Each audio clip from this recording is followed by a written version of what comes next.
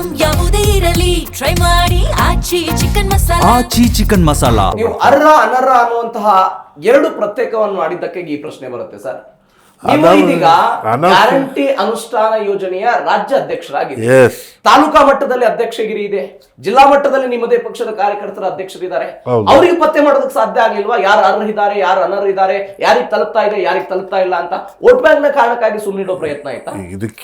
ಇದಕ್ಕೊಂದು ಮಾತು ನೀವು ಕೇಳಿದ್ ಕರೆಕ್ಟು. ಯಾರೇ ಆಗಲಿ ಬಂದು ನೇರವಾಗಿ ನಮ್ಮಿಂದ ಪಡಿತಾ ಇರಲಿಲ್ಲ.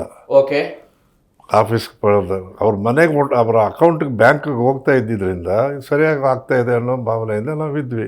ಅದನ್ನೇ 25ರಲ್ಲೇ ಕಂಡುಹಿಡ್ದಿದ್ದೀವಿ ಅಂತೇಳಿ ಕಂಡುಹಿಡ್ದಿರೋ ಇದೇ ಕಮಿಟಿಯವರೇ ಆದಾಗ ಕಮಿಟಿ ಬಗ್ಗೆ ಯಾಕೆ ಅನುಮಾನ ಪಡ್ತೀರಿ? ಈ ನಾವೇ ಕಂಡುಹಿಡ್ದಿರೋದು. ಕಂಡುಹಿಡಿದು ಇವತ್ತು ಅದು ಸರಿಪಡಿಸ್ತಾ ಇರೋದಕ್ಕೆ ಮುಖ್ಯಮಂತ್ರಿಗಳು ನಮಗೆ ಶಬಾಷ್ಗಿರಿ ಕೊಡ್ತಾ ಇರ್ತಕ್ಕಂಥದ್ದು. ಜನರೂ ಬೆಚ್ತಾ ಇದ್ದಾರೆ. ವಿರೋಧ ಪಕ್ಷದವ್ರಿಗೆ ಮಾತ್ರ ಹೊಟ್ಟೆ ಉರಿ ಬಂದರೆ ನಾವೇನು ಮಾಡೋಕ್ಕಾಗುತ್ತೆ? ಓಕೆ, ಈ ಶಕ್ತಿ ಸ್ಮಾರ್ಟ್ ಕಾರ್ಡ್ಗಳನ್ನು ಕೊಡ್ತೀವಿ ಅಂತ ಹೇಳಿದ್ರಿ, ಎಲ್ಲಿಗೆ ಬಂತು ಸರ್ ಅದು? ನೋಡಿ, ಇಡೀ ಪ್ರಪಂಚದಲ್ಲ ಶಕ್ತಿ ಯೋಜನೆ ಭಾಳ ಯಶಸ್ವಿಯಾಗಿ ಆಗಿರ್ತಕ್ಕಂಥದ್ದು. ಲಂಡನ್ನಿನ ಮೇಯರ್ಗಳು ಸ್ವತಃ ಇದನ್ನು ಹೊಗಳಿದ್ದಾರೆ.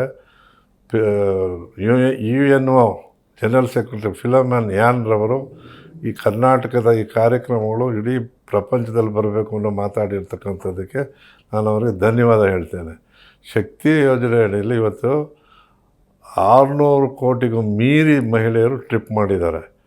600 ಕೋಟಿ, ನಾವು 6.5 ಕೋಟಿ ಜನ ಇರೋರು ಇದರಲ್ಲಿ ನೋಡಿದಾಗ ಮಾಹಿತಿ ಪ್ರಕಾರ 600 ಕೋಟಿಗೂ ಮೀರಿ ಈಗ 600 ಚಿಲ್ಲರೆ 700ವರೆಗೂ ಹೋಗ್ತಾ ಇದೆ. ಇಂಥ ಸಮಯದಲ್ಲಿ ಈ ಶಕ್ತಿ ಯೋಜನೆ ಇವತ್ತು ಮಹಿಳೆಯರಲ್ಲಿ ಸ್ವಾಭಿಮಾನವನ್ನು ಹೆಚ್ಚಿಸಿದೆ.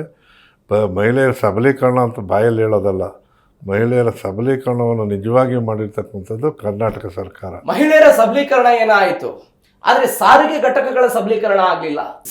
ಸಾರಿಗೆ ಇಲಾಖೆಗಳಿಗೆ ನೀವು ಹಣವನ್ನು ಟ್ರಾನ್ಸ್ಫರ್ ಮಾಡಿಲ್ಲ. ನೀವು ಇಲ್ಲ ಆಗಿಂದಾಗಿ ಏನು ಕೊಡಬೇಕೋ ಕೊಡ್ತಾನೆ ಇದ್ದೀವಿ. ಬಟ್ ಬಾಕಿ ಇದೆ ಬರೋದು ಅಂತ ಇವತ್ತೇ ಇದೆಯಾ? ಆ ಸಂಸ್ಥೆಗಳು ನಾನು ಟ್ರಾನ್ಸ್ಪೋರ್ಟ್ ಮಿನಿಸ್ಟರ್ ಆಗಿದ್ದವನೇ. ಹೌದು, ಸಿದ್ದರಾಮಯ್ಯ ಸರ್ಕಾರದಲ್ಲಿ ನಾನು ಇದ್ದವನೇ. ಆಗಿಂದಾಗಿ ಇದೇ ವಿಷಯದಲ್ಲೆಲ್ಲ ಎಂದೆಂದು ಇದಕ್ಕೆ ಕೊಡಬೇಕೋ ಅದನ್ನು ಕೊಡ್ತಾನೆ ಇರ್ತೇವೆ. ಇದು ನಿರಂತರವಾಗಿ ನಡೆಯುವಂಥದ್ದು. ಇಲ್ಲ ನಾವು ಬಸ್ ನಿಲ್ಲಿಸಿದ್ದೀವ್ಯಾ, ಅದಕ್ಕಾಗಿ ಸಂಬಳ ನಿಲ್ಲಿಸಿದ್ದೀವ್ಯಾ?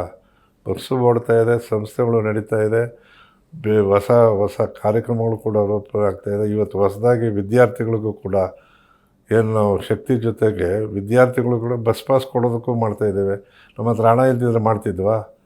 ಆಗುತ್ತಾ? ನಡೆಯುತ್ತಾ? ಬಿಡ್ತಾರಾ? ನೌಕರರು ಬಿಡ್ತಾರಾ? ಯಾರು ಬಿಡೋದಿಲ್ಲ.